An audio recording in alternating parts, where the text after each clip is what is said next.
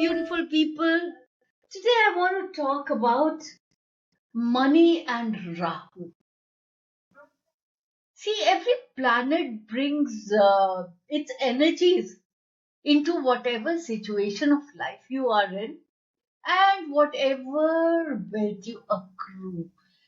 Jupiter is known to bring wealth, but my teacher used to always say that a benefic Jupiter makes millionaires. A benefic Venus makes billionaires. You know why? Because Venus is all about opulence, about luxury, about comfort. Now, what about Rahu? Rahu brings wealth, great wealth, but it is sudden, quick, dirty money. Think crime bosses. Think the volatile world of cryptocurrency. Think cutting edge research and technology like AI. And before that, think of the highly risky form of travel, aviation. All these are Rahu based occupations. Rahu is Junoon. Rahu is obsession. It is illusion, ambition, material success, but chaotic. Other planets reward hard work over time. Rahu rewards those who think outside the box. Sometimes it delivers fortune through unconventional means. Stock market booms, unexpected inheritance, sudden career breakthroughs, a niche that you discover to your benefit, which nobody ever thought of. It has strong tendencies to push boundaries, break traditions. It is all about sudden windfalls. People under the influence of Rahu are fearless. They break traditions, they bypass rules, they do not consider convention. But Rahu gives money, it takes money. It's one of those easy come, easy go kind of thing. The energy is so volatile. The wealth it brings is immense. But by the time Rahu moves out of your, that wealth disappears. So be careful. Rahu is the demon's head. The Chinese consider it to be the dragon's head. But whatever, its placement in your chart can often tell you what your karmic debt is, what your purpose of incarnation is, why you're here in this on this earth. And when it brings you money, it is literally testing you. It is testing you on how you react to sudden wealth, how you react to power, to fame. And also when it takes your wealth away, it is again watching you, how you react to the loss of that wealth, that fame, that power. So Rahu is a very karmic influence on your birth chart. Rahu energy is all about transformation. In 2010, middle 2010, cryptocurrency suddenly became the buzzword. And since then, it has developed. AI has come in after that. Everyone has invested in Bitcoin or some kind of cryptocurrency at least once in their lives. And similarly, we have all used AI for content creation, for coding, in our search windows. In astrology, Rahu is all about sudden changes, unconventional methods of success. A strong Rahu in your birth chart makes you an early adopter of technology, and that, my friends, makes all the difference. It can get you enormous power, enormous wealth, especially right now, when technology is such a fast moving industry. On May 18, 2025, who is going to move into Aquarius. Aquarius is ruled by Saturn. Rahu is an amplifier. Whatever planet is with Rahu, it's going to amplify its energy. And Aquarius is all about progressiveness, about humanitarianism, It's a visionary sign. Expect a shift in the way society thinks. It's going to bring that Saturn influence of so a strong sense of right and wrong, of social justice, of reform, of innovation. But there is a catch to this, my friends. When Rahu gets involved in reform and innovation, the changes are not going to be easy. It is going to bring anger, it's going to bring temper, rebelliousness into the equation. So I expect the public to take to the streets, to be very, very angry about social injustices starting from May 18. Now, how does Rahu behave in different houses?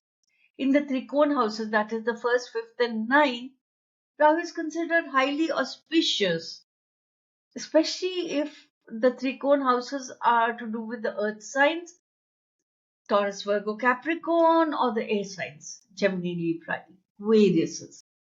Aquarius. In the Kendra houses, that is the first, fourth, seventh, and tenth, Rahu is also powerful, but it's not going to bring success. What it brings is achievements, breakthroughs. It is going to force you to level up, upgrade your skills. In the Upchai houses, 3rd, 6th, 10th, and 11th, Rahu is very benefic. It's going to represent growth, improvement. And fortunately, if you have Rahu in the Upchai house, this is going to be improvement and growth over time. It's not going to be sudden and chaotic. Rahu has a dark side to it. It leads to immense success, but at the same time, it brings aggressive, reckless behavior. It brings temper. It brings a liking for unethical behavior.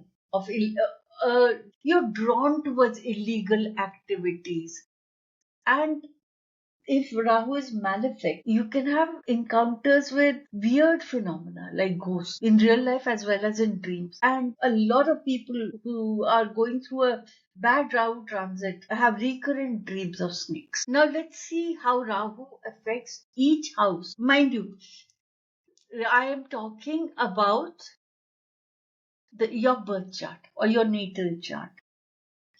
Just check your natal chart, check where Rahu is in your natal chart, and then follow what I say in the timestamp. This is not to do with your transits. The effect of Rahu transits are temporary and different because Rahu changes sign every 18 months. But I'm talking about your natal chart. The natal chart has steady, constant energy that it gives you in your lifetime. Rahu in the first house. First house is all about the self. It is about your appearance, your facial attractiveness, your character, your temperament, your strengths. Normally, Rahu in the first house is very good. It gives you ambition, it gives you sudden wealth, it gives you breaks in life, it brings intelligence. Rahu in the first house makes the person very shrewd. You are very quick witted and you are able to achieve very high position in work. If badly aspected, Rahu in the first house makes you very susceptible to opulence, appearances, the fakeness of the blingy life. Rahu in the first house can make you a politician. It can make you the chairman of a board. It can make you a person who can harness the energy of different people who think differently to the greater good of an organization.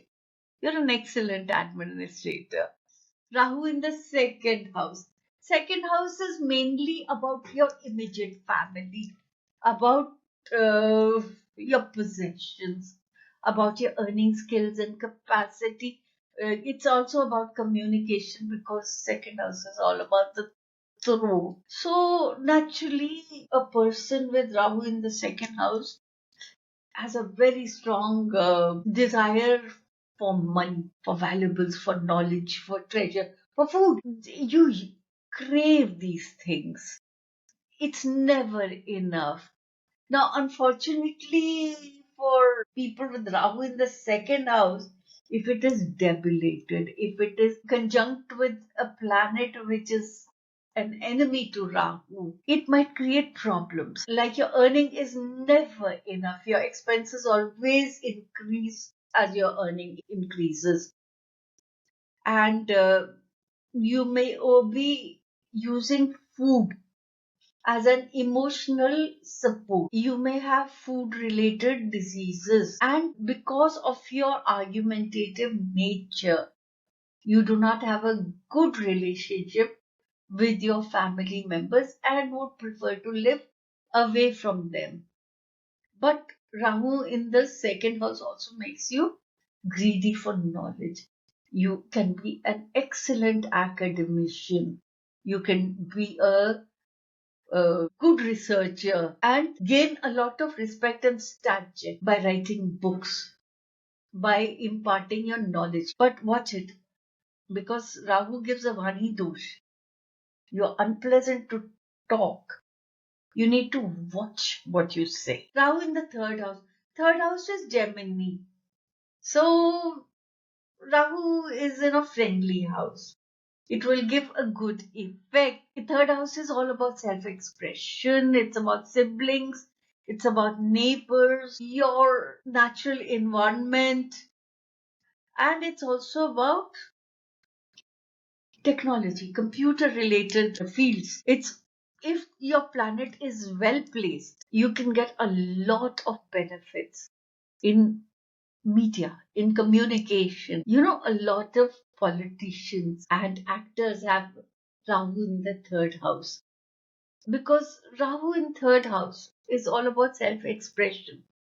It's very creative, and such a person is very clever and manages to leverage the people he is with, his surroundings, his native aptitude to great material benefit. If you have Rahu in the third, always be very, very alert about your intuitive senses, because Rahu in the third makes a person very adept at psychic arts.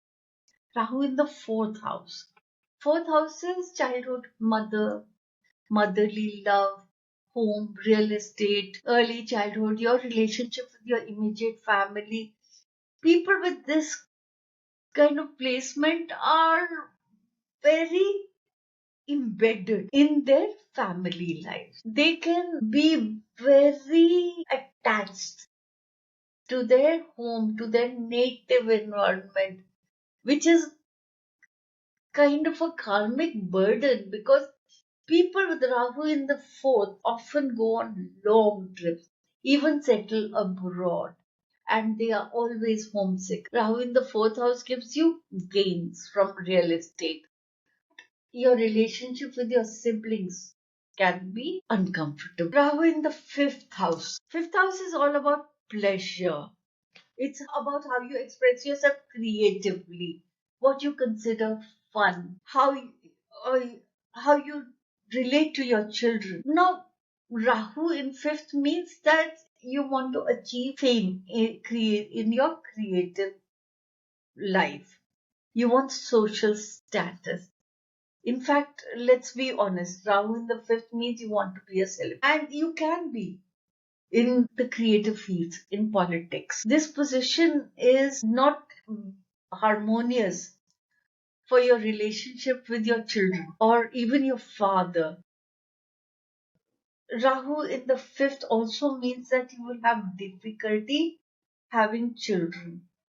But fortunately, it also opens doors for adoption. If you have Rahu in the fifth in a malefic transit, you can have stomach problems. For a woman, you might miscarry very often and there will be mental tension. If you have Rahu in your fifth, try to have a good relationship with your father and the paternal side of your family, and it will give you a protective energy against malefic effects.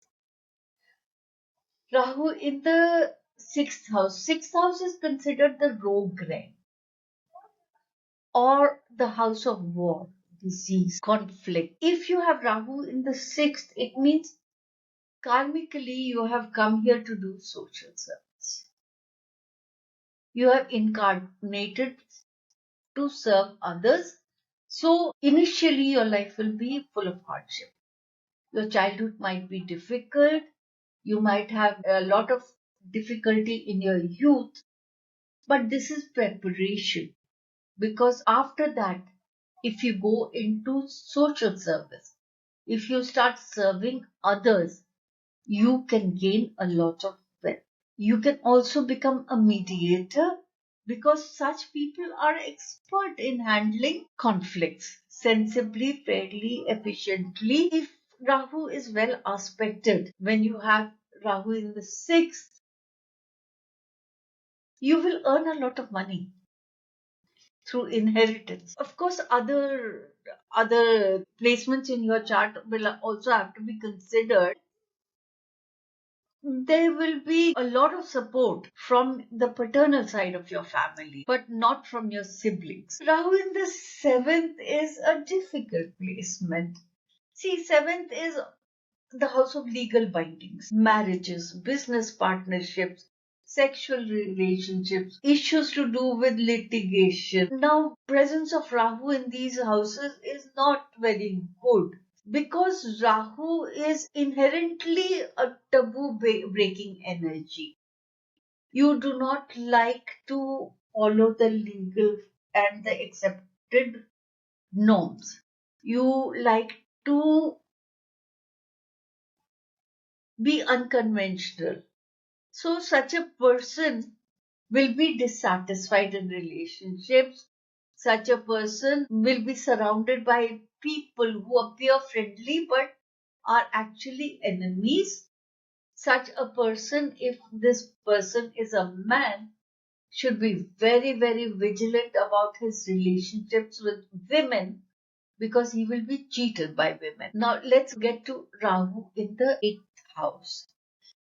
Eighth house is corporate resources, property, inherited money. It is also a house of hidden matters, occult, mysticism, taxes, and secrets. It's a very beneficial placement for people who are in the secret service, people who work in intelligence, for detectives, investigators, for forensic accountants. Such people love secrets. Even a person with a debilitated or malefic Rahu in the eighth will stop being lazy and become very focused if such a person encounters a secret. Rahu in the eighth means that you can have unexpected and sudden changes in your life, like you are suddenly facing litigation. You are in a fight with someone. Such a person can be depressed, worried, have scandals, legal troubles, health problems. Such a person is also very attracted to illegal activities. Underground fights, illegal gambling, races, etc. Traditionally, our books say that such a person can either be a saint or a sinner, a criminal or a spiritual leader. The choice is yours. Rahu in the ninth house. Ninth house is all about spirituality, about the house of your father, about law, religion, pilgrimages. So Rahu in the ninth will make you obsessive. You're obsessed about spirituality, about higher learning. You can be obsessed with any issue, but normally Rahu in the ninth means that you are attracted to the mystic way of life. You will use spirituality as a career. You will use it as a tool for empowerment. You live a luxurious life. But You do not like to live with your immediate family and your parental figures. You have great mental qualities. You are intelligent and you can have academic or professional success, but you are unstable because you are always attracted to give all this up and go do something else. If you are not careful, you can be scammed by anybody in a sadhu's garb. Rahu in the 10th. 10th is career, it's profession, becoming famous, becoming grand, and it's basically ambition, I should say. It's such a placement makes a person a workaholic. You are hardworking, intelligent, and through your dedication, through your single mindedness, you can become very respected, very powerful in your place of work. If you are cursed by a debilitated or a badly aspected Rahu, you can become irregular in your workplace, you can become lazy, you can become stubborn. Rahu in 10th gives great knowledge. It gives you success in business. But if you have a Rahu which is afflicted, you need to get your birth chart analyzed and go for some kind of a remedy. Rahu in 11th house is a strong indicator of sudden wealth and gains. If you have Rahu in the 11th house, expect sudden income, expect good wealth. It's one of the best placements for Rahu. You have social connections who are very supportive, both materially and emotionally. But of course, wherever there are friends, you will also have betrayal, backstabbers. But if you're vigilant, that can be contained. This placement is ideal for people who are into MLM and network marketers. Rahu in 12th. 12th is the subconscious mind. It is secrets, it is fears, it is detachment from the materialistic desires of life. See, this is a very difficult position for Rahu because Rahu is about greed, it's about passions, it is about Janoon, and 12th is all about giving up and going away. So, if you have Rahu in the 12th, consider earning from charity. Consider earning from hospitals, jails. Consider earning from isolated places because that is the only way you can make it work in the material life. Of course, this position means that there is very little to do with materialistic life. It is a karmic position. So, get your birth chart and analyzed, and by the placement of the other planets, some kind of a work through can be achieved. If you like my analysis of Rahu in different houses, please like and subscribe. Press the bell icon. This is Ritu Lalit, astrologer healer. Thank you for joining me for this video. Until next time, namaste.